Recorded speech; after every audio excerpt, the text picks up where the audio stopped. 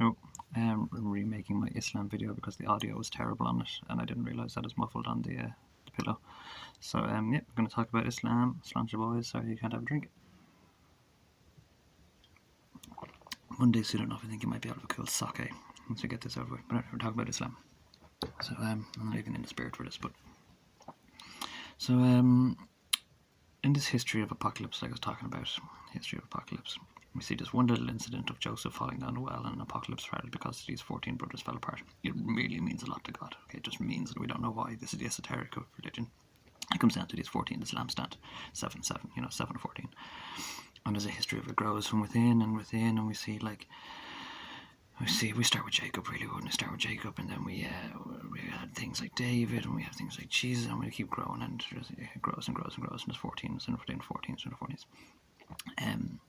Islam themselves are, this is brilliant, you're going to love this, all of Christianity in Middle America and all this people, anyone who's actually Christian, your center pole, the original attendance of Christ's, or Jesus' wedding supper. So Jesus went to weddings. So you see at the very beginning of the gospel, he was at a wedding, and vice versa. These were the people about the actual family, his family, Joseph's family. So Joseph was one of these 13, but then they became another 12 and 13.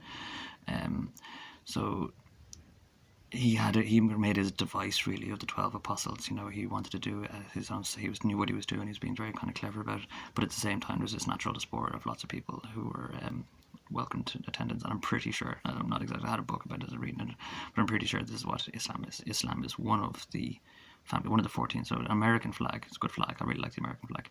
You're not American though. You don't attend to your flag.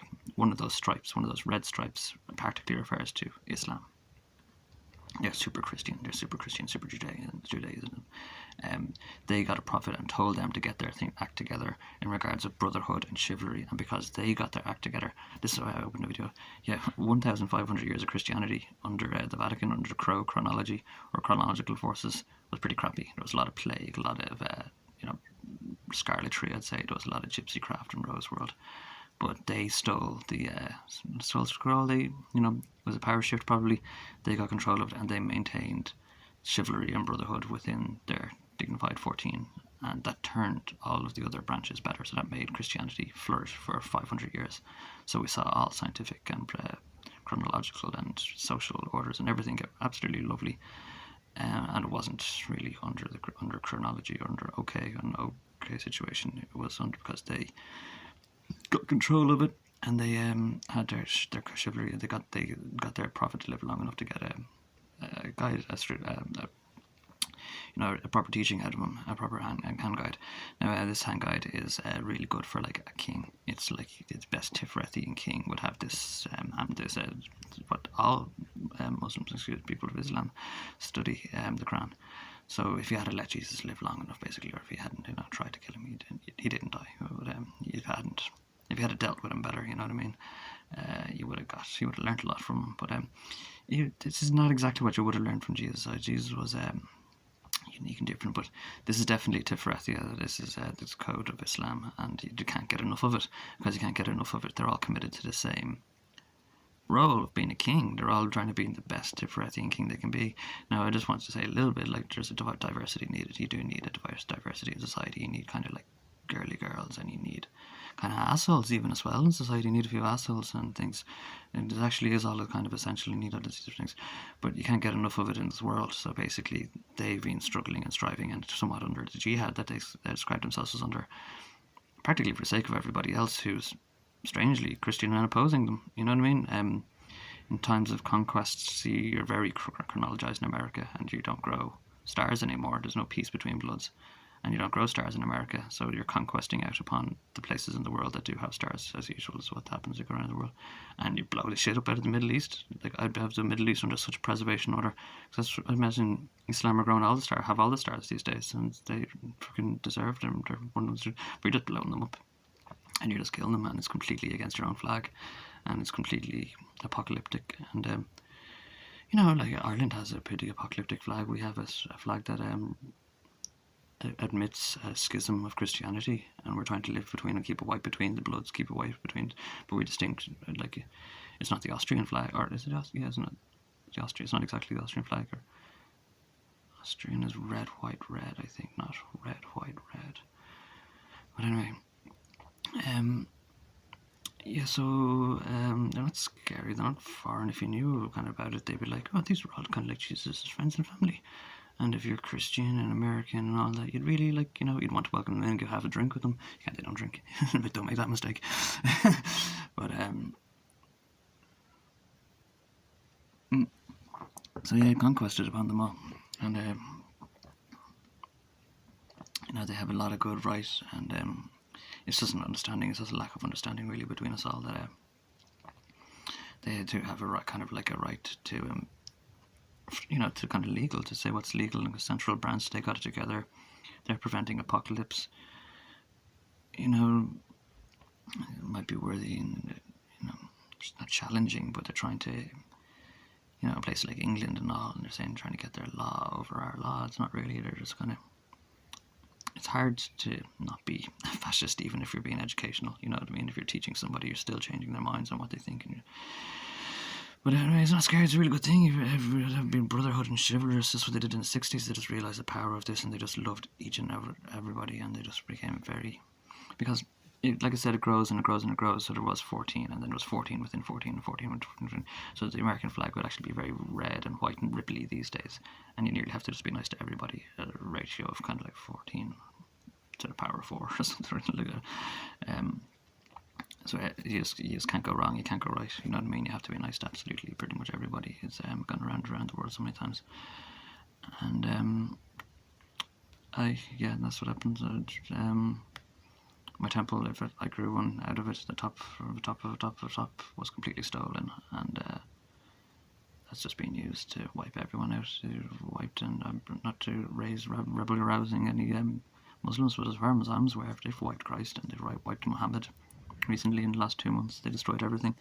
The whole Dead Poet Society seemed to be refreshed or destroyed, and they all seem gone. In case you're feeling lost or wondering where Muhammad's gone, I can tell you who's responsible for all these kind of things. They're not exactly some Swiss people, some Dutch people, American people, Rose World, but I'm not sure. Yeah, well, there's some Irish mafias involved. If you want to come and help me out and get rid of them, oh yeah, and this is another thing about just what I'm here about talking about Islam.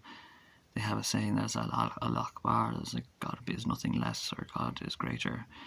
There's a distinctive hierarchy kind of thing in Judaic scriptures that I don't want to talk about really much, but separation of lordship and distinction of lordship and aspects of God, and we have a very humanistic and self-evolving system of human minds, metenaries, and we call them devils, and we call them these things, and we call them sainted and Satan.